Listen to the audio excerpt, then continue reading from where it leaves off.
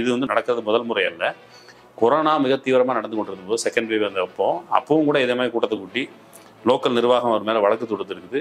வழக்கு தொடுத்ததை விட்டாங்க. அவர் மேலே எந்த கைது நடவடிக்கையும் நடத்தும். வண்டியில் போய் அவர் தன்னுடைய காலை வைக்கிறதுக்கு முன்னால் அந்த கால் தடத்தில் நம்ம கையை வச்சு எடுத்துடணும். ஈர மண்ணை எடுத்து நம்ம பூசிக்கணுங்கிறதுக்காக ஓடி போய் தான் அந்த விஷயம் நடந்திருக்கு. கரெக்டாக பிஸ்னஸ் பாயிண்ட்டு அந்த மந்திரை பிடிச்சிட்டாரு. வியாபாரம் பண்ணுற அந்த மக்கள் வந்து உற்பத்தி பண்ணுற விஷயங்கள் எல்லாம் அதுக்கு பிஸ்னஸுக்கு தான். அந்த போலே பாபா என்டர்பிரைசஸ், அப்புறம் போலே பாபா டைரி. அப்போ வெறும் பணத்தாசை, இவ்வளவு திரளை பக்தியின் பேரால் திரட்டி பெரிய அளவில் காசு திரட்டிடலாம்ங்கிற ஒரு பிஸ்னஸ் மாடலில் ஒரு சின்ன தவறு நடந்திருக்கு அப்படிங்கிறது அந்த சாமியாருடைய அணுகுமுறை. சாமி இருந்தால் நினைச்சா காப்பாற்றிருப்பாருங்கிற வரைக்கும் இருந்தான். ஏன் அந்த சாமி நினைக்காம ஓடி போயிட்டாருங்கிறதுலேருந்து, ஏன் மக்கள் செத்து கிடக்கும்போது அந்த இடத்துல வந்து ஆறுதலாக சொல்லியிருக்கும்ல, அந்த வேலை கொண்டு செய்யாத ஒரு பொறுப்பில்லாத நபர்கள். அரசு நிர்வாகத்திலிருந்து இவங்க அந்த சாமியாரை வளர்த்து விடுறதுக்கு, அதன் வழியாக கிம்பளம் வாங்குறதுக்கு வேலை பார்த்துமே கூட்டு சதி போல தான் அந்த கொலை நடந்திருக்குது. அங்கே தொழில் வாய்ப்புகள் இல்லை, அங்கே வந்து மருத்துவ கட்டமைப்பு பலமாக இல்லை, அவங்க வந்து வேலை வாய்ப்பு தேடி இதர மாநிலங்களுக்கு போயிட்டு இருக்கிறாங்க. இந்த சூழல்ல மக்களை எப்படி கட்டுக்குள்ள வச்சிருப்பது, இந்துத்துவாங்கிற ஒரு ஃபோல்டுக்குள்ள எப்படி வச்சிருப்பது அப்படின்னா, ஃபோல்டா பிரிச்சு இந்த சாமியார்கள் வழியாக தான் தக்க வச்சிருக்கிறாங்க. கஃபீல் கான் உண்மையிலேயே மருத்துவ கட்டமைப்புக்காக வேலை பார்த்துக்கிறாரு, சில்ட்ரன் வெல்ஃபேருக்காக வேலை பார்க்குறேன். அவருக்கு ஜெயிலில் போடுற அளவில் இருக்கு. நீதிநிலை என்ன நடந்துச்சுன்னு ஊருக்கே தெரியல. நீங்க பிப்ரவரி 18 தண்ணி ஊத்துனாங்க, ஜெயலலிதாவுக்கு சசிகலா தண்ணி ஊத்துனாங்க, அப்படி குளிச்சாங்க. சரி, நான் ஏதாவது சொல்லிடுறேன். மக்களுக்கு என்ன ஊத்துனாங்க தெரியல. அம்பேத்கர் சொல்றாரு, அரசியல்ல பக்திங்கிறது ரொம்ப அளவுக்கு மீறி போனால் அதுவும் சர்வாதிகாரத்துக்கு கிட்ட செல்லும். எந்த வகையான பக்தியும், அது நடிகர் மீதான பக்தியோ தனிநபர் மீதான பக்தியோ, எந்த வகையான பக்தியும் ஆபத்து தான். அரண்சை நண்பர்களுக்கு வணக்கம்.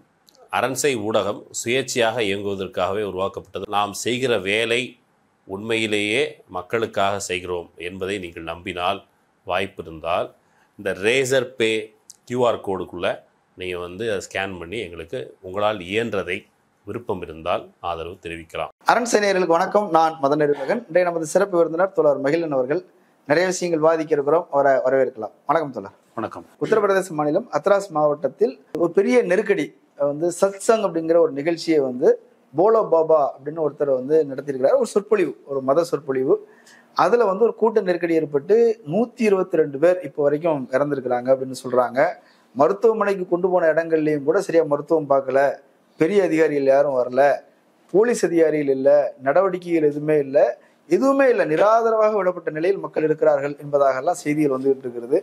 ஆனா இன்னொரு பக்கம் பார்த்தோம்னா மோடி வந்து அனுதாபம் தெரிவிக்கிறார். நேற்று நாடாளுமன்றத்திலே அதை பேசியிருக்கிறார். யோகி ஆதித்யநாத் ட்வீட் போட்டுக்கிறார். ஆனா நடைமுறையில எதுவுமே இல்லைங்கிற மாதிரி விமர்சனங்கள் வருது. உங்களுடைய பார்வை? அந்த ஊர் செட்டப் அப்படி. ஆக்சுவலி இதுல முதல்ல மோடி இரங்கல் தெரிவித்திருக்கிறார் அப்படிங்கிற கேஸ்ல இருந்து பேசணும்னா, மோடி என்ன சொன்னாரு? ஏற்கனவே ராகுல் காந்தி அதை குறிப்பிட்டு சொன்னார். நீங்க பரமாத்மாவோட நேரடியாக பேசுறவங்க, டீலிங்கில் இருக்கிறவங்க, அந்த டீல்லாம் முடிஞ்சிருச்சான்லாம் கேட்டார். அவர் தன்னைத்தானே கடவுள் அனுப்பியவர், கடவுளின் தூதுவர்னு சொன்னார். கடவுள் ஒரு குறிப்பிட்ட காரியத்திற்காக தன்னை அனுப்பி வச்சுதான் சொன்னார். நான் பயாலஜிக்கல் சொல்லலன்னு சொன்னார். கிட்டத்தட்ட அதே வார்த்தையை சொல்லி தான் லட்சக்கணக்கான மக்களை இந்த நாராயண் சாக்கார் விஸ்வஹரிங்கிற இந்த சாமியார் கூட்டிருக்காரு. வட மாநிலங்களில் இந்த சத்சங்கிறது வழக்கமாக நடக்கும். இந்த ஒரு சாமியார் உட்காந்துருப்பாரு, எல்லாரும் போய் பேசுவாங்க. போலோ பாபான்னு சொல்றாங்க, நீங்க வேற ஒரு பேர் சொல்றீங்களே. போலோ பாபா வந்து அப்பாவி. அவர் போலானா அப்பாவி. அவர் ஒரு அப்பாவி சாமியார் அப்படின்ட்டு. அந்த அப்பாவி சாமியாரை பற்றி சொல்கிறேன். அந்த ஆள் என்ன சொல்கிறாருன்னா, பேசுகிறேன் நான் பரமாத்மா, நீங்கள் வெறும் ஆத்மா, ஜீவாத்மா. அந்த ஆத்மாவோட நான் பேசி உங்களுக்கு நான் வேறு இடத்துக்கு போகிறதுக்கான வழி காமிக்கிறேன் அப்படின்னு சொல்லிட்டு தான் வழியை காமிச்சிருக்காரு. அதுதான் ஆக்சுவலி நடந்த விஷயங்களுடைய சம்மரின்னு சொல்லணும். அதுதான் இல்லையா? அப்படி சொல்லலையே. 80,000 பேர் வந்து கூட்டுறவுன்னு அனுமதி வாங்கிட்டு அதெல்லாம் நீங்கள் 2.5 லட்சம் பேரை வந்து கூட்டத்தினாலதான் பிரச்சனை வந்துருச்சு. அப்படி கிடையாது. பரமாத்மா நான் பேசிட்டு இருக்கேன், நீங்கள் பரமாத்மாட்ட கேட்குறீங்க. நான் வந்து திரும்ப சாதாரண மக்களுடைய அவதாரமாக வந்ததுக்கு பிறகு நான் வேறு விஷயங்கள் பேசுகிறேன். ஆனால் பரமாத்மா சொன்னது வந்து நான் அவங்க ஆத்மாட்ட பேசிகிட்டு இருக்கேன், அதனால் ஆத்மாட்ட பேசுகிற நான் பரமாத்மா. அவங்களுடைய ஃப்யூச்சர், பவிஷ்ய சமகால், பூத்கால், எல்லா காலத்தையும் நான் வந்து அறிஞ்சு வச்சுருக்கிறேன். கடந்த காலம், நிகழ்காலம், எதிர்காலம் எல்லாத்தையும் அடைஞ்சு வச்சுருக்கேன். உங்களுக்கு வந்து சரியான வழி காமிப்பேன்னு சொல்லியிருக்கிறாரு. அந்த என்ன வழி காமிக்கிறாருன்னு சொல்லி தான் மக்கள் வந்து போயிருக்கிறாங்க. இப்போ மட்டும் இல்லை, எப்பவுமே அவர் வழி காமிக்கிறேன்னு சொல்லி இது மாதிரி கூட்டம் கூட்டியிருக்கிறாரு. 4 வருஷத்துக்கு முன்னாடி ஒரு இடத்துல கூட்டம் கூட்டியிருக்காரு. முழுக்க மழை, கிரவுண்டில் இதே மாதிரி மழை பெஞ்சிருக்குது. இந்த சம்பவ நாள் அன்னைக்கும் இப்போ காலைல மழை பெஞ்சிருக்குது. மழை தான் இந்த விபத்துக்கு இன்னொரு முக்கியமான காரணம். மழை பெஞ்ச உடனே கிட்டத்தட்ட 20,000த்திற்கும் மேற்பட்ட பெண்கள் அந்த கிரவுண்டை வந்து கிளீன் பண்ணியிருக்காங்க. எப்படி தெரியுமா? தங்கள் சேலையில் இருக்கிற முந்தானை, சுடிதாரில் போட்டிருக்கிற அந்த துணி ஷாலு, இதை வச்சு அந்த தண்ணியை முக்கிய ஒரு 2 மணி நேரத்தில் அவ்வளோ பெரிய கிரவுண்டை க்ளீன் பண்ணாங்க அப்படின்னு சொல்கிற அளவுக்கு இந்த மக்கள் அவர் மேலே ரொம்ப தீவிரமான நம்பிக்கை கொண்டிருக்கிறார். ஆனால் அப்படி சொல்லலையே, அவர்கள் வந்து ரொம்ப ஒழுக்கமானவர்கள், அங்கே குப்பைகள் இருந்தாலும் அவங்களே எல்லாத்தையும் க்ளீன். அதுக்கு அர்த்தம் தாங்க, தண்ணி தேங்கினதுக்கு மழை பெஞ்சிருக்குது, சேலையை வச்சே சேலை முந்தானையை வச்சே அதை வந்து சுத்தப்படுத்தி கொண்டு வந்து அதை தண்ணியை வந்து வெளியேற்றிருக்கிறாங்க. அந்த அளவுக்கு தீவிரமான பக்தர்கள்னு சொல்கிறேன். அந்த அளவுக்கு மூளைச்சலவை செய்து வச்சிருக்கிறார். இப்பவும் கூட அவருக்கு வந்து இந்தியாவில் ராஜஸ்தான், பஞ்சாப், ஹரியானா, மத்திய பிரதேஷ் இந்த பகுதிகளில், குறிப்பாக அந்த இந்தி கவுபெல்ட்னு சொல்கிற பகுதிகளில் கணிசமான பக்தர்கள் இருக்காங்க. 10 லட்சத்துக்கும் மேற்பட்ட பக்தர்கள் இருக்கிறதா சொல்கிறாங்க. இந்த சாமியார் யாருன்னு கேட்டால் வட மாநிலங்களில் கடுமையான வேலையின்மை இருக்குதுன்னு சொல்கிறோம். இவரே மாதிரியே ஒரு சாமியாராகி எம்பி ஆகி அதுக்கப்புறம் சிஎம் ஆன ஒருத்தர் அந்த ஊரில் வந்து சிஎம் இருக்கிறார். அவர் அப்படி தான். அவர் வந்து டபுள் டிகிரி முடித்து வேலைவாய்ப்பு தேடி தெரிஞ்சுக்கிட்டு இருந்தவர். அதுக்கு பிறகு கோராக்பூர் மடத்தினுக்கு போய் அங்கே போய் சாமியாராகி அதுக்கு ஒரு சாமியாராகி ஒரு எம்பி ஆகி அதுக்கப்புறம் நிறைய பாலிடிக்ஸ்லாம் பண்ணி சிஎம் ஆகிருக்கிறாரு.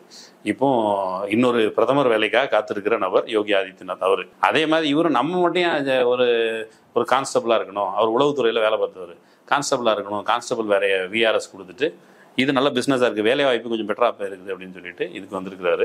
10 லட்சத்துக்கு மேற்பட்ட பக்தர்கள் வச்சிருக்காரு. அவர் பேர் போலே பாபா மந்திர்னா கோயில், அது ஒரு பிஸ்னஸ் ஸ்பாட் சரியா. அதுக்கு பிறகு வந்து போலே பாபா என்டர்பிரைசஸ், போலே பாபா டைரி. ஏன் இதெல்லாம் நடத்துறாரு? ஒரு பக்கம் மந்திர் நல்ல சூழல் கவனிக்கணும்னா, மக்கள் கடுமையான வறுமையான சூழல் இருக்காங்க. ஹத்ராஸை பொறுத்தளவுக்கு, ஹத்ராஸ் நம்ம ஏற்கனவே அறிமுகமான பகுதி தான். ஹத்ராஸில் ஒரு பட்டியல் வகுப்பை சார்ந்த பெண் மிக கொடூரமான முறையில் வன்புணர்ச்சிக்கு ஆளாகி இடுப்பெலும்பு முறிக்கப்பட்டு நாக்கு துண்டிக்கப்பட்டு அதற்கு பிறகு பெற்றோரின் அனுமதி இல்லாமல் காவல்துறையினால் எரிக்கப்பட்ட சம்பவம் தெரியும். அது தொடர்பாக ரிப்போர்ட் பண்ண சித்திக் காப்பானுங்கிற தேசிய பாதுகாப்பு உள்ள போனார். இதுதான் ஹத்ராஸ்க்கு நம்ம ஃபேமஸ். அந்த ஹத்ராஸ் வந்து கிட்டத்தட்ட 15 லட்சத்திற்கும் மேற்பட்ட மக்கள் தொகை 2011 சென்சஸ் அடிப்படையில் மேற்கொண்ட சென்சஸ் தான். மேபி இது இன்க்ரீஸ் ஆகிருக்கலாம். அதில் 12 லட்சம் பேர் கிராமத்தில் வாழ்கிறார்கள், கிராம பொருளாதாரத்தை நம்பி வாழ்கிறார்கள். பெரும்பான்மை மக்கள் கிராமத்தில் தான் இருக்கிறாங்க. ஆமாம், அதில் 3 லட்சம் பேர் தலித்துகள், 60% தான் லிட்ரஸி ரேட். அந்த லிட்ரஸி ரேட்டும் கிராஜுவேட்ஸ் எவ்வளோன்னு நமக்கு போதுமான விவரம் கிடைக்கல. பெரும்பாலும் அந்த மக்கள் வேலைவாய்ப்பு அதிகமாக இல்லாத காரணத்தினால் டெல்லி, மும்பை, சென்னை மாதிரியான நகரங்களுக்கு வேலைவாய்ப்பை தேடி திரிகிறாங்க. பெரும்பாலும் விவசாயம் வந்து நெல், கோதுமை, கடுகு, அப்புறம் அந்த பருப்பு வகைகள், இதுதான் அவங்க விவசாயம் பண்ணுறாங்க. பெரிய அளவில் அவங்களுக்கு பெரிய வருமானம் இல்லை. இவ்வளோ தான் அந்த மக்களுடைய வாழ்க்கை. கடுமையான வறுமை, விவசாயத்தை மட்டுமே நம்பியிருப்பது, ஊரக வேலைவாய்ப்பு திட்டம் மாதிரியான விஷயங்கள், மைக்ரேஷன். இந்த மக்களுக்கு கடுமையான வறுமையில் பாதிக்கப்பட்டவங்க மனசு கடந்து சஞ்சரிக்கல. என்ன பண்ணுறது வாழ்க்கையை துன்பத்திலிருந்து எப்படி போகிறதுங்கும் போது அதுக்கு ஒரு ஆன்மீக வடிகால் தான் இந்த ஆள். ஒரு கரெக்டாக பிஸ்னஸ் பாயிண்ட்டு அந்த மந்திரம் பிடிச்சிட்டாரு. வியாபாரம் பண்ணுற அந்த மக்கள் வந்து உற்பத்தி பண்ணுற விஷயங்கள் எல்லாம் அதுக்கு பிஸ்னஸுக்கு தான். அந்த போலே பாபா என்டர்பிரைசஸ், அப்புறம் போலே பாபா டைரி, பால் கறந்து இங்கே விற்றுக்கலாம். போலே பாபா என்டர்பிரைசஸில் வந்து நீங்கள் இந்த தானிய வகைகள், ரைஸ் மில்லு, அந்த மாதிரி விஷயங்கள்லாம் பண்ணிட்டு இருக்காரு போல இருக்குது. அது சரி. மிச்சது ஆன்மீக தேடலுக்கு இது ஹோல்சேல் மார்க்கெட்டு. அந்த ஹோல்சேல் மார்க்கெட்டில் பிஸ்னஸ் பண்ணுறவர் தான் இந்த குறிப்பிட்ட விஷயத்தில். இது வந்து நடக்கிறது முதல் முறை அல்ல. கொரோனா மிக தீவிரமாக நடந்து கொண்டிருந்த போது, செகண்ட் வேவ் அப்பவும் கூட இதே மாதிரி கூட்டத்தை கூட்டி லோக்கல் நிர்வாகம் அவர் மேலே வழக்கு தொடுத்துருக்குது. வழக்கு தொடுத்ததை விட்டாங்க. அவர் மேலே எந்த கைது நடவடிக்கையும் நடத்தப்படும். ஆனால் இந்த முறை வழக்கே போடலையே அவர் மேலே. அது இன்னும் தான் போடுவாங்க. எஃப்ஐஆரில் அவர் பேரே இல்லையே. எஃப்ஐஆரில் இல்லை. இப்போ நிர்பந்தம்லாம் வந்தோன்னா அவர் மேலே போடுவாங்க, அவ்வளோதான். அது ஒரு நேம் சேக்கு நடக்கும். அந்த ஊரில் வந்து சாமியார்கள் வந்து மிக முக்கியமான செல்வாக்கு பெற்ற நபர்கள். சூத்திர சாமியார்னு சொல்கிற நித்யானந்தா, அந்த மாதிரி ஒரு சாமியார், தன்னைத்தானே கடவுள். இப்போ ஒன்றும் இல்லை, இந்த விபத்தில் 122 பேர்களை செத்து போயிருக்காங்கல்ல. இது வரைக்குமான அப்டேட். நம்ம பேசி முடிக்கும்போது அல்லது ஒளிபரப்பாகும் போது கூட அந்த எண்ணிக்கைகள் மாறலாம். எண்ணிக்கை ஒரு பிரச்சனை இல்லை, எண்ணிக்கை பெரிய அளவிலான எண்ணிக்கை இருக்குது. ஆனால் இவர் வந்து ஒரு பிற்படுத்தப்பட்ட பட்டியல் வகுப்பை சார்ந்த மக்கள், அவர்களுக்கான ஒரு சாமியார். அந்த ஒரு சங்கராச்சாரியை கண்டிப்பாக எங்களை சேர்த்துக்க மாட்டாங்க. அப்போ அதுக்கு அவங்களை ரெப்ரசன்ட் பண்ணுற ஒரு சாமியார். வறுமையில் வாடுகிற பிற்படுத்தப்பட்ட பட்டியல் வகுப்பை சார்ந்த மக்களுக்கு கொஞ்சம் சமத்துவம், அந்த மாதிரி மசாலாலாம் தேடி மிக்ஸ் பண்ணி கொடுக்குற ஒரு சாமியார். இப்போ நம்ம வந்து ஏற்றத்தாழ்வு பார்க்கக்கூடாது, ஏற்றத்தாழ்வு பார்க்குறவங்க நல்லா இல்லை, இப்படிலாம் பேசி ஒரு மக்கள் கூட்டத்தை திரட்டி வச்சிருக்கிறார். கொரோனா சமயத்தில் சூப்பர் ஸ்ப்ரெட்டர்ங்கிற மாதிரி அந்த அளவுக்கு நீங்கள் நெட்டில் போலே பாபா அப்படின்னு சொல்லி ட்விட்டரில் வெறும் இமேஜஸ் அல்லது இதெல்லாம் பார்த்தீங்கன்னா அதிலே தெரியும். அவ்வளோ கூட்டம் இருக்குது. அவ்வளோ கூட்டத்தை கொரோனா சமயத்தில் கூட்டி வச்சு பேசியிருக்கான். அந்த ஆள் மேலே கேஸ் போட்டு அப்பயே முடக்கிருக்கணும். நீ சாமியார் தானே, பரமாத்மா ஆத்மாட்ட பேசுறேன்னு சொல்லி எல்லாத்தையும் வந்து பரலோகத்தை அனுப்பி வச்சுட்டு இருக்கியே, ஏன்டா பத்தியார்த்தமாக அது பண்ணுற அப்படின்னு சொல்லி கேட்டிருக்கணும். அப்படி கேட்குற வல்லமே அங்கே இருக்கிற ஆட்சியாளர்களுக்கோ அதிகாரிகளுக்கோ பக்குவமோ கூறோ இருக்கிறதா எனக்கு தெரியல. இப்போ நடந்த விஷயத்துலையும் காலையில் மழை பெஞ்சிருக்கு, நல்ல மழை பெஞ்சதுக்கு பிறகு நல்ல முழுக்க கிரவுண்டே ஈரமாக இருக்கும். லட்சக்கணக்கான மக்களை கூட்டி 80,000 பேருக்கு அனுமதி வாங்கினா அதுக்கு லட்சக்கணக்கில் மக்களை கூட்டிருக்காங்க. 2.5 லட்சம் பேர் வந்திருக்கிறாங்க. மக்களை கூட்டி அங்கே வச்சிருந்து இப்போ போலே பாபா இந்த போலே பாபா எப்படின்னா அவருடைய ஆக்டிவிட்டிஸ் படி இந்த குறிப்பிட்ட விஷயத்துல அவர் போய் வண்டியில போயிட்டாரு. வண்டியில போய் அவர் தன்னுடைய காலை வைக்கிறதுக்கு முன்னால அந்த கால் தடத்துல நம்ம கையை வச்சு எடுத்துடணும், எது ஈர மண்ணை எடுத்து நம்ம பூசிக்கணுங்கிறதுக்காக ஓடி போய் தான் அந்த விஷயம் நடந்திருக்குது. எஜமான் காலடி மண் எடுத்து நெத்தியில போட்டு வைப்போங்கிற மாதிரி அதே மாதிரிதான் அங்க அந்த ஆனா பிரச்சனை வந்து அது மட்டும் இல்ல, அது எப்பவுமே நடக்கிறது தான். இந்த முறை விபத்துக்கு காரணம் அது இல்ல. அவங்க என்ன சொல்றாங்கன்னா மழை பெய்தது ஒரு முக்கியமான காரணமா இருக்கலாம், ஆனா காவல்துறை வந்து வரல, ஒரு போதுமான பாதுகாப்பு ஏற்பாடுகள் செய்யப்படல, இதெல்லாம் உங்களோட சிஸ்டம்னு தெரியும். அறிவு வரலங்கிறது ஒரு பகுதிங்க, ஒரு பகுதி. காவல்துறை வரல, ரைட்டு. மாவட்ட மாவட்ட நிர்வாகம் வேலை செய்யணும். லட்சக்கணக்கான மக்களை போலீஸ் ஸ்டேஷன் வச்சு எப்படி நடைமுறைப்படுத்துவீங்க? இவங்க விபத்துலாம் நடந்ததுக்கு பிறகு, மக்கள் இறந்து போனதற்கு பிறகு இப்போ சில விஷுவல்ஸை பார்க்க முடியுது. அவ்வளோ மலைகளையும் இது இறந்து போன இடத்த வேடிக்கை பார்க்கறதுக்கு அவ்வளோ கூட்டம் வந்துருக்குது. அந்த ஜனத்தை வந்து போலீஸார் கட்டுப்படுத்த முடியாத அளவுக்கு அரசு நிர்வாகம் எலிஜிபிளாக நடந்துக்கணும், இவருக்கு அனுமதி கொடுத்துருக்கூடாது, இவ்வளோ பேர் எப்படி திரட்டுன்னு கேட்கணும், இந்த கேள்விகள் விசாரணைலாம் அதுக்கப்புறம் நடக்குது. ஆனால் நடந்துருச்சு. நடந்தது எதில்? இந்த ஆள் மேலே வச்சிருக்கிற மூடத்தனமான நம்பிக்கை. அந்த நம்பிக்கையின் பார்வைட்டு மக்கள் போகிறாங்க, மண்ணெடுத்து பூசிக்கின்னு போவாங்க. அந்த அவசரத்தில் போகும்போது நடந்துருச்சு. இப்பவும் கூட எந்த அளவுக்கு இது வந்து ஒரு பக்கம் அரசு நிர்வாகம் இதெல்லாம் பொறுப்பு, வறுமையின் காரணமாக கடவுளை நாடி செல்கிறார்கள், சாமியை நாடி செல்றாங்க, தனக்கு வாயால் பேசுறது வழக்கமாக சாமி இங்கே கோயிலில் இருக்க சாமி பேச மாட்டேங்குது, சரி இந்த சாமி பேசுது, நம்ம கேட்கறது சொல்றதெல்லாம் கேட்குது, அப்புறம் வந்து பரிசு பொருள்லாம் தூக்கி எறியுது, இப்படி இந்த சாமியை நம்புறாங்க. இந்த ஆள் வந்து கூலிங் கிளாஸ் போட்டு ஒயிட் கலர் ஷர்ட் போட்டு பேண்ட் ஷர்ட் போட்டுக்கிட்டு இந்த குறிப்பிட்ட நிகழ்ச்சி நடக்கும். பாதுகாப்பு ஏற்பாடுகள் செய்யலை, மக்களுக்கு வந்து போறதுக்கு வழக்கு ஒரே வழித்தடம் தான், அதை மட்டும் தான் ஏற்பாடு பண்ணி வச்சிருக்காங்க. ஆனால் இவருக்கு என்ன தெரியுமா? இவருக்கு போறதுக்கு வரதுக்கு ஒன்று ஏற்பாடு பண்ணியிருக்காங்க. ஒன்று உட்கார்றதுக்கு அரியணை சிம்மாசனம், அதுக்கு பின்னாடியே டாய்லெட் போறதுக்கு வர்றதுக்கு. ஆனால் மக்களுக்கு போறதுக்கு வரதுக்கு ஏற்பாடு பண்ணல. நீ சாமி சாமி உனக்கு வருது, அப்போ மக்களுக்கு போறதுக்கான என்ன ஏற்பாடு பண்ண அதை செய்யலை. அப்போ வெறும் பணத்தாசை, இவ்வளவு திரள பக்தியின் பேரால் திரட்டி பெரிய அளவில் காசு திரட்டிடலாம்ங்கிற ஒரு பிஸ்னஸ் மாடல்ல ஒரு சின்ன தவறு நடந்திருக்கு அப்படிங்கிறது அந்த சாமியாருடைய அணுகுமுறை. இவங்க வந்து மக்கள் வந்து பெரிய அளவில் பாதிக்கப்பட்டிருக்கிறாங்க.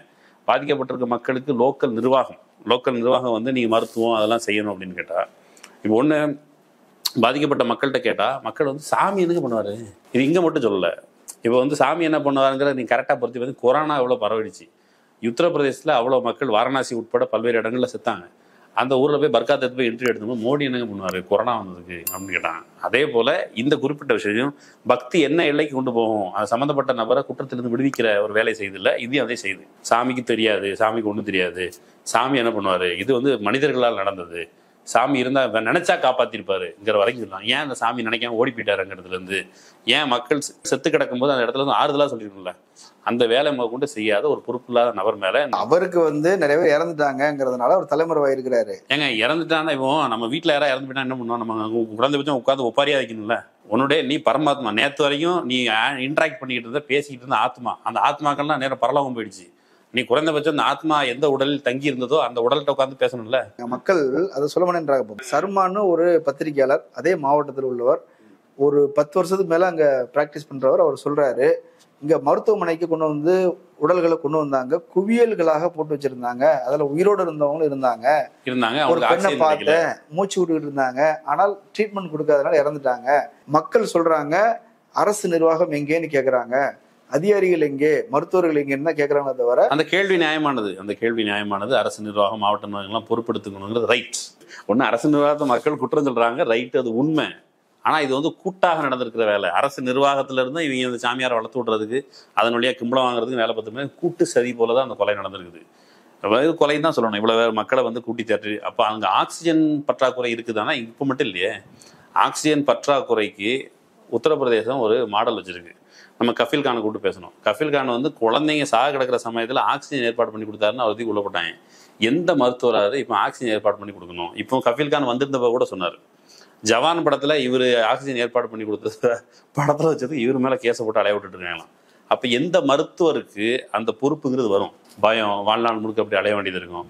ஒண்ணும் இல்ல, பவன் ஜெய்ஸ்வாலுங்கிற ஒரு பத்திரிகையாளர் மக்கள் வந்து குழந்தைங்க வந்து ரொட்டிக்கு உப்பு தொட்டு சாப்பிட்றாங்கன்னு சொல்லி கேஸ் எழுதுனதுக்கு அரசாங்கத்துக்கு எதிராக அவதூறு பரப்புறான்னு சொல்லி அவலத்துக்கு உள்ள போட்டாங்க. ரொட்டிக்கு கூட உப்பு தொட்டு சாப்பிட்றாங்கன்ட்டு. அப்போ இந்த அளவுக்கு சூழல் அரசு நிர்வாகமே, இப்போ வந்து அரசு நிர்வாகம் எதன் அடித்தளத்தில் உத்தரப்பிரதேச மாநிலங்களில் ரொம்ப பின்தங்கிய மாநிலங்கள், பெரும்பாலும் அங்கே தொழில் வாய்ப்புகள் இல்லை, அங்கே வந்து மருத்துவ கட்டமைப்பு பலமாக இல்லை, அவங்க வந்து வேலை வாய்ப்பு தேடி இதர மாநிலங்களுக்கு போயிட்டு இருக்கிறாங்க. இந்த சூழல்ல மக்களை எப்படி கட்டுக்குள்ள வச்சிருப்பது, இந்துத்துவாங்கிற ஒரு ஃபோல்டுக்குள்ள எப்படி வச்சிருப்பது அப்படின்னா ஃபோல்டா பிரிச்சு இந்த சாமியார்களின் வழியாக தான் தக்க வச்சிருக்கிறாங்க.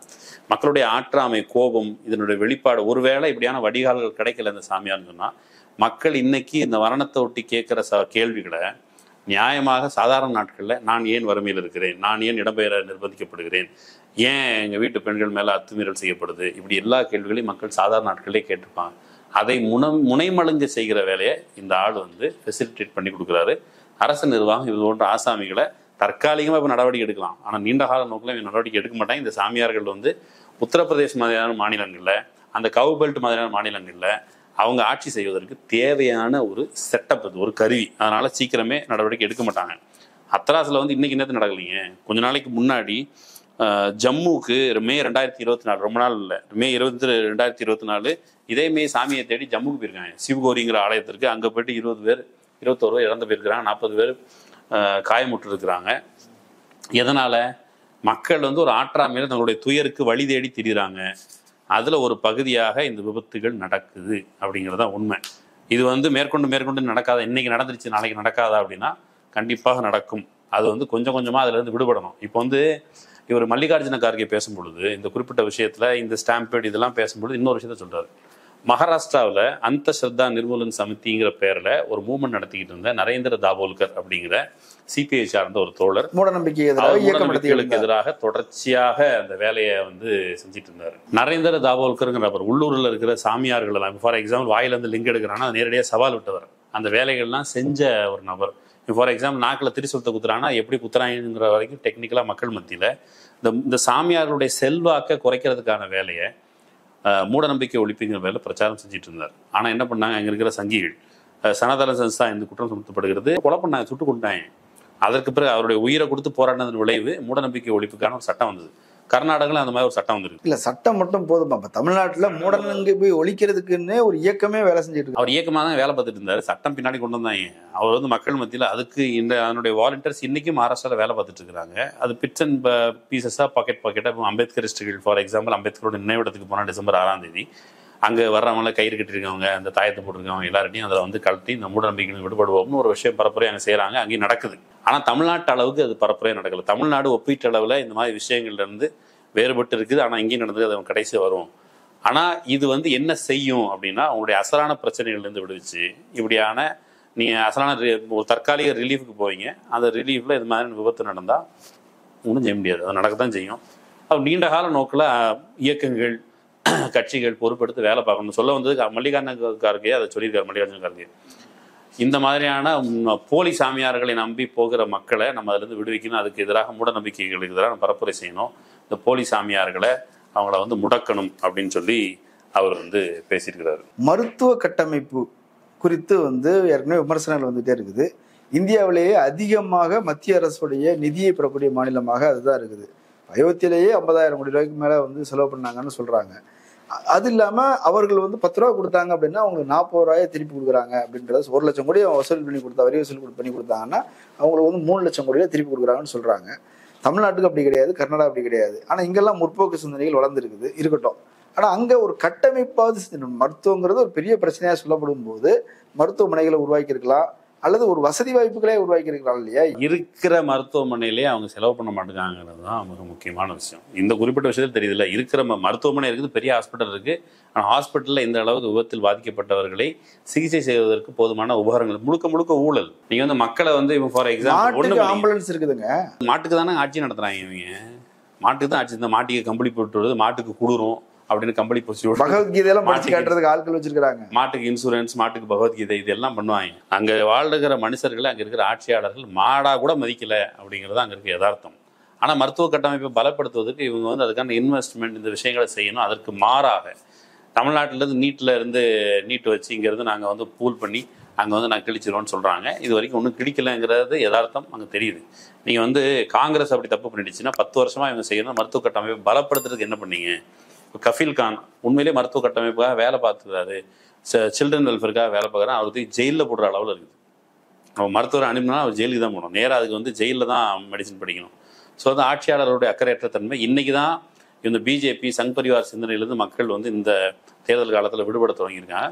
நாளப்போக்கில் ரெண்டும் சேர்ந்தா நடக்கும். கீழே மக்கள் மூவ்மெண்ட், மக்கள் எதிர்பார்ப்பு, மேலே அதை கேட்டாவில் அந்த கட்டமைப்புகளும் மாறும். இப்போ மல்லிகார்ஜுன கார்கே பேசுனது வெளியே வந்திருக்குது, மோடி பேசியிருக்கிறார், யோகி பேசியிருக்காரு தெரியுது. ஆனால் ஒரு லோக்கல் அகிலேஷ் என்ன பேசுறாரு, மாயாவதி என்ன பேச, எதுவுமே செய்தியா வெளியே வரலையே. பேசுறாங்களா பேசலையா? அவங்க கண்டிக்க தான் செஞ்சுருக்கணும், கண்டிச்சிருப்பாங்க.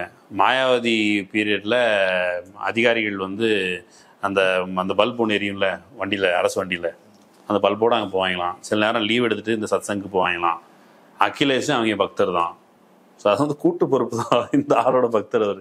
சாமியா உங்களுடைய தயவால தான் எனக்கு வந்து நல்லது நடந்திருக்குன்னா அவர் பேசின வீடியோலாம் பார்த்தேன். ஸோ இந்த பக்தி மனப்பான்மை முதல்ல அரசியல்வாதிகள் முதல்ல விட்டு ஒழிக்கணும். அது வேற ஒன்றும் செய்ய முடியாது. கொரோனா காலகட்டத்தில் உள்ள சம்பவங்கள் சொல்றீங்க இல்லையா? இப்போ மகாமக குளத்தில் வந்து அது வந்து ஒவ்வொரு 12 ஆண்டுகளுக்கு ஒரு முறை நடக்கிறது அப்படின்னும் போது அதை தடுக்க முடியாது, அரசாங்கத்தால் தடுக்க முடியாது. அரசாங்கம் ஒரு 4000 கோடி ரூபா செலவு பண்ணி அதுக்கான வசதி வாய்ப்புகள் உருவாக்கி அதைத்தானே செய்ய முடியும். இப்போ நீங்கள் ஒரு ஆன்மீகத்துக்குள்ள ஒரு அதீதமான நம்பிக்கை கொண்ட மக்கள்கிட்ட அவ்வளோ சீக்கிரம் அதெல்லாம் கோயிலை மூடுறதெல்லாம் இப்போ கேரளாவில் அடிச்சு விரட்டினாங்க, மசூதிகளை போய் அடிச்சு விரட்டினாங்க. ஆனால் அங்கே அப்படி செய்ய முடியாது இல்லையா? இப்போ அடிச்சு விரட்டா அவங்க போய்க்கிறாங்க. இங்கே அங்கே அப்படி செய்ய முடியாதுல்ல. இப்போ அது ஒரு கிளஸ்டராக மாறிடுச்சுன்னா ஓகே, அது வேற வழியில் ஏற்றுக்கிட்டுன்னு ஆகணும். அங்கே ஊபியில் கொரோனா சமயத்தில் மக்களை கூப்பிட்டு போயிட்டு அங்கே இருக்கிற உத்தரகாண்ட் சிஎம் இருக்கார்ல, ரோக் டோக் நஹி ஹே, கிசிக்கோ ரோக்கேகே நெய், சப் லோக் ஆயங்க, வைரஸா சாமியான்னு நம்ம பார்த்துருவோம்லாம் சொல்லி பார்த்தாரு. அப்புறம் வேர்ல்டு ஹெல்த் ஆர்கனைசேஷனில் உட்பட பலரும் கண்டனம் தெரிவித்ததுக்கு பிறகு அதே வந்து அந்த காசி அந்த இதே கிளஸ்டர் மாதிரி உருவாகி பரவ தொடங்கி குஜராத்துக்கு போனவங்க பலருக்கும் தொற்று பரவுது அப்படிங்கிறத ஒட்டி சீக்கிரமே கும்பமேளா முடிச்சாங்க. ஆனால் அந்த ஸ்டாம்பேடுங்கிறது இந்தியா முழுக்க பரவாயில்ல நடந்துகிட்டு தான் இருக்குது. ரத்னா நகரில் 2013 115 பேர் செத்து போயிருக்கிறாங்க. நைனா தேவியில், அருணாச்சல் பிரதேசம் 162 பேர், சபரிமலையில் மகர விளக்கு பூஜையின் போது ஜீப் வந்து மோதி 106 பேர் செத்து போயிருக்காங்க. 2013 கும்பமேளால அந்த ரயில்வே ஸ்டேஷன் லட்சக்கணக்கான மக்கள் அங்கே வர்றது அப்படிங்கிற போது ரயில்வே ஸ்டேஷனில் இருக்க அந்த இதெல்லாம் அந்த பாலம் வந்து கொஞ்சம் உடஞ்சி போக மக்கள் ஓடி போய் அதன் காரணமாக 30க்கும் மேற்பட்ட செத்து போயிருக்கிறாங்க. இந்த ஸ்டாம்பேடுக்கு தமிழ்நாடு விதிவிலக்கு இல்லைன்னு சொல்றதுக்கு மிக முக்கியமான ஒரு வரலாற்று நிகழ்வு இருக்குது. புரட்சி தலைவி மாண்புமிகு இதய தெய்வம் அம்மா அவர்களுடைய ஆட்சி காலத்தில் முதல் முறையாக ஆட்சி அமைச்ச போது 1991 ஜூனில் ஆட்சிக்கு வர்றாங்க. ஜூனில் ஆட்சிக்கு வராங்க. பிப்ரவரி மாதம் வந்து அவங்க மாசி மகம் நட்சத்திரம், பிறந்த நட்சத்திரம். ஆக்சுவலி இந்த பிறந்த நட்சத்திரத்தின் அடிப்படையில் முன்னாடி ஜெயலலிதா அம்மையா இருந்த பொழுது அதிமுகங்களுக்கே ஒரு தனி குணம் இருக்குது. யார் மேலே பதவியில் இருக்காங்களோ அவங்க தான் அம்மா அல்லது அவங்க தான் டேடி, வாட் எவர், அதெல்லாம் நடக்கும். இப்போ வந்து எடப்பாடி தற்காலிகமாக இப்போ இருக்கிறான்னு வச்சுப்பேன். அன்னைக்கு அம்மையாருக்கு முன்னால் ஜானகி அம்மையார் இருந்தாங்க. ஜானகி அம்மையார் போனதுக்கு பிறகு எம்ஜிஆர் செத்து போனார். ஜானகி அம்மையார் கொஞ்ச நாள் அம்மான்னு சொல்லிட்டு இருக்காங்க.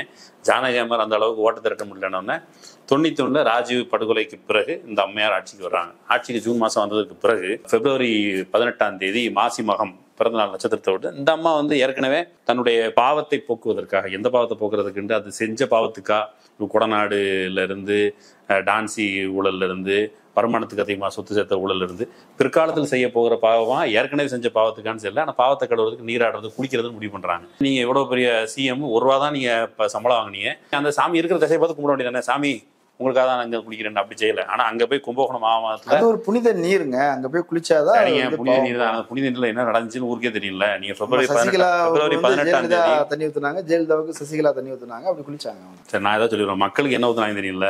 மக்கள் வந்து அந்த நெரிசல்ல பாருங்க அது என்ன நடக்குது. ஜெயலலிதா அம்மா வந்து ஆக்சுவலி சங்கிகளும் கூட அதை வந்து இந்த பங்கூர் தர்மசாலைங்கிற சுவர் இடிந்து தான் இந்த விஷயங்கள் நடந்தது அப்படின்னு பொதுவாக சொல்லப்படுது. அது ஏன்னா சங்கிகள் வந்து சோத்து போட்டத்தை வீசி எறிஞ்சிருக்காங்க. மக்கள் அதை பிடிக்க போய் அதன் காரணமாக ஸ்டாம்பேட். அதோட மட்டும் இல்லை, ஜெயலலிதா அம்மையார் ஒரு 15 நிமிடம் தான் இருந்திருக்கிறாங்க. 48 உயிர்கள் போனதாக ஸ்டாட்டிஸ்டிக்கல் தகவல், 100க்கும் மேற்பட்ட நபர்கள் இறந்து போனதாகவும் ஒரு தகவல் உண்டு. அது 12 ஆண்டுகளுக்கு ஒரு முறை வருது அப்படிங்கிற உடனே 12 ஆண்டுகளுக்கு ஒரு முறை வருது, ஜெயலலிதா வருது அப்படிங்கிறது ஒரு ஃபேக்டர். இப்போ ஜெயலலிதா வர்றாங்க, சசிகலா வர்றாங்க, 2 பேரும் குளிக்க போகிறாங்கன்னு குளிக்கிறதுக்கு ஒரு ஸ்பாட்டை ஃபிக்ஸ் பண்ணி வச்சுருக்காங்க. அதை ஃபிக்ஸ் பண்ணி வச்சுருக்க ஸ்பாட்டில் வந்து அம்மையார் என்ன பண்ணி, அம்மாருக்கு தனியாக ஒரு பாத்ரூம் கட்டி வச்சுருக்காங்க. பாத்ரூம்லாம் குளிக்க முடியாது, தலைகளாக தான் குதிப்பேன்ல, குளிப்பேன் அங்கே தான் குளிப்பேன் நான் அப்படின்னு சொல்லிட்டு அந்த அம்மையார் வந்து குளத்தில் ஒரு குறிப்பிட்ட பகுதியில் வடகரையில் குளிச்சுட்டு மேற்கு கரை வழியாக வெளியே வரணும் அப்படிங்கிற திட்டம். ஆனால் அந்த பிளானை வந்து தென்கரைக்கு மாற்றி காலையில் 9 to 10 தீர்த்தவாரி அப்படிங்கிற அந்த நேரத்தில் தான் அந்த அம்மா 11:45 12:30 குளிச்சு முடிக்கணும் அப்படிங்கிறதுக்காக நல்ல நேரம் பார்த்து குளிச்சுட்டு அந்த அம்மா குளிச்சுட்டு இந்த பக்கம் வரும்போது போகும்போது கையாட்டு பார்க்குற எல்லாரும் ஓடிருக்காங்க. அப்புறம் மக்கள் குளிச்சுக்கிட்டது ஒரு திசை, இந்த திசையா போறான்னு சொன்னா இந்த திசையை போறதை அடிச்சு வச்சுட்டு மக்கள் குளத்துல காத்திருந்திருக்காங்க. இந்த அம்மா பார்க்க போன தள்ளுமுள்ள செவரு ஒரு குறிப்பிட்ட கிரில் கேட்டு போட்டு இந்த செவரு வச்சிருப்பாங்களா, அதை போய் தொங்கி அது வந்து கீழே விழுந்து மக்கள் அதுல இருந்து தப்பிச்சு இங்க ஓடிருக்காங்க. குளத்துல இருக்கவங்க அங்க இருக்க குளத்துல மாறி போச்சு மிதிச்சு மக்கள் இறந்து போயிட்டாங்க. ஜெயலலிதா அம்மையாருக்கு அது குறித்து விவரமே தெரியாது. நிகழ்ச்சி 12ஆம் தேதி 17ஆம் தேதியிலேருந்து நிகழ்ச்சிக்கான ஏற்பாடுகள்லாம் நடக்குது. ஏற்பாடுகள் நடந்து ஜெயலலிதா வர்றாங்க, மக்களை விட்டாங்க அவங்க. இந்த குறிப்பிட்ட விஷயத்துலையும் எப்படி நம்ம இந்த உத்தரப்பிரதேசம் நடந்திருக்குல்ல, அதே மாதிரி இதுலேயும் மக்களை கவனிக்கிறது, மக்கள் வருவது போவதற்கான ஏற்பாடு செய்வது அப்படிங்கிறது அரசு நிர்வாகம் பொறுப்பற்று திரும்ப ஜெயலலிதா அம்மையாரே கவனத்தில் இருந்த காரணத்தினால் ஜெயலலிதா அம்மையார் வந்து போகிறது அவங்க சேஃபாக போயிட்டாங்க.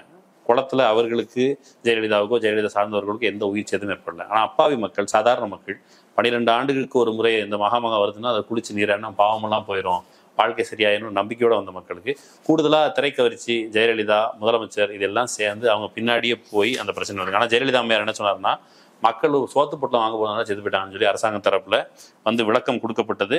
சங்கிகளும் கூட அதை பெரிய அளவில் கண்டிக்கல. பக்தி நீங்கள் வந்து ஆகமம் போச்சு ஆகம மீறல்னு சொல்கிறாங்கல்ல, இந்த குறிப்பிட்ட விஷயத்தில் நீங்கள் ஏமா அந்த பக்கம் வர்றீங்க அப்படின்னு சொல்லி ஆகம மீறல்லாம் பெரிய அளவில் சங்கிகளும் கூட கண்டிக்கல. இந்த ஆன்மீகம்ங்கிறது இப்போ அம்பேத்கர் சொல்றாரு, அரசியல்ல பக்திங்கிறது ரொம்ப அளவுக்கு மீறி போனால் அதுவும் சர்வாதிகாரத்துக்கிட்ட சொல்லும் ஜெயலலிதாவுக்கு பொருந்தும். பக்தி அளவுக்கு மீறி போனா யோகி, பக்தி அளவுக்கு மீறி போனா மோடி, இப்படிங்கிற ஒரு பெரிய சர்க்கிள் இதில் இருக்குது. இதுல அதனுடைய வெளிப்பாடாக இப்படியான விபத்துகள் வந்து அவ்வப்போது நடக்குது. இந்த அம்மா வந்து வழக்கமாக அவங்க இருக்கும் பொழுது 2016 ஆயுஷ்ய ஹோமம் அப்படின்னு நடத்திருக்காங்க. எதுக்கு? அந்த மாசி மகம் அந்த பிறந்தநாள் அன்னைக்கு நடத்தணும், அந்த நட்சத்திர அன்னைக்கு நடத்தணும்னு சொல்லி அவ்வப்போது வருஷம் கொண்டாடிக்கிட்டு இருக்கிற அதிமுக காரங்க உட்பட இந்த குறிப்பிட்ட நாளில் உத்தரப்பிரதேச அத்தராசில் நடந்த சம்பவத்தை மட்டும் வச்சுக்காம நாம நம்ம ஊரில் நடந்த இந்த விஷயங்களை வச்சியும் பாடம் கற்றுக்கணும்.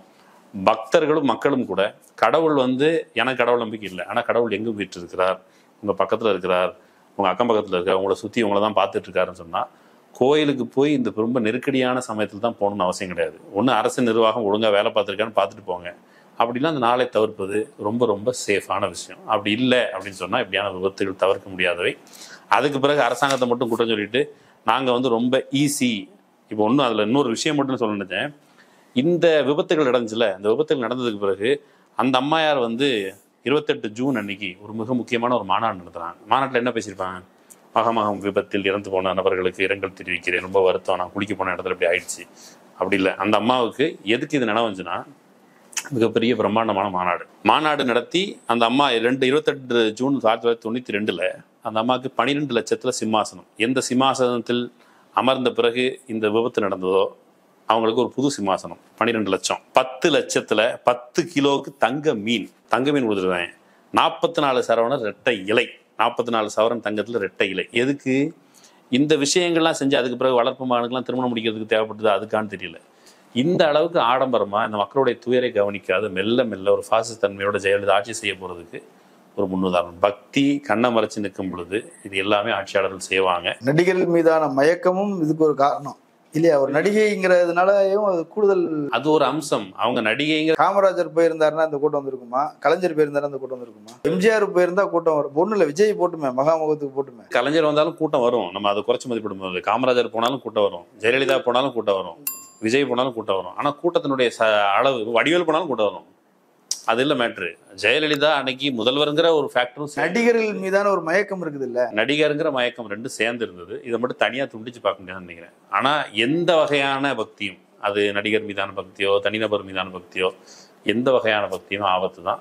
பக்தியிலிருந்து விடுபடும். பக்தி தனிப்பட்ட முறையில் எப்படினாலும் சாமியை கும்பிட்டுவாங்க. ஆனா இப்படியான ஒரு ஆபத்து வர்ற மாதிரி போலி சாமியார்களை நம்பாதீர்கள். முக்கியமாக சாமியார்னாலே போலி சாமியார் தான். ஆனா அது மக்கள் அவர்கள் தேர்ந்து இவர் நல்ல சாமியாரு, இவர் போலி சாமியாரு அப்படின்னு நம்புறது அவரவர் விருப்பம். ஆனா சாமியார்னு இப்போ வந்து கடவுளுக்கும் உங்களுக்கும் தனியா நடுவில் ஒரு தரகருங்கிற பேர்ல யார் இருந்தாலும் அந்த தரகர் வந்து அவர் தரகர் தான். தரகரை தரகர் என்று நடத்துங்கள், கடவுளை கடவுள் நடத்துங்க. கடவுளுக்கு வந்து இப்போ வந்து இவர் நம்ம கடவுள் ஆழ்மா இருக்கிறாரு, கடவுளின் சாயல் இருக்கிறாருன்ட்டு நீங்கள் வந்து மோடியை கடவுளாக்கிட்டீங்கன்னா நாடு எக்கெடுக்கு என்ன பாடுபடுதுன்னு நம்ம பார்த்துட்டு இருக்கோம். அந்த பாடு நம்ம பட வேண்டாம். இனி இப்போ நிகழ்ச்சியின் இறுதி பகுதிக்கு வந்துட்டோம். நிறைய தகவல்களை சொல்லியிருக்கிறீங்க, அதை மக்கள் பரிசீலிக்கட்டும். கலந்து கொண்ட கருத்துக்களை பகிர்ந்து நன்றி. நேர்களை மீண்டும் சந்திப்போம். நன்றி.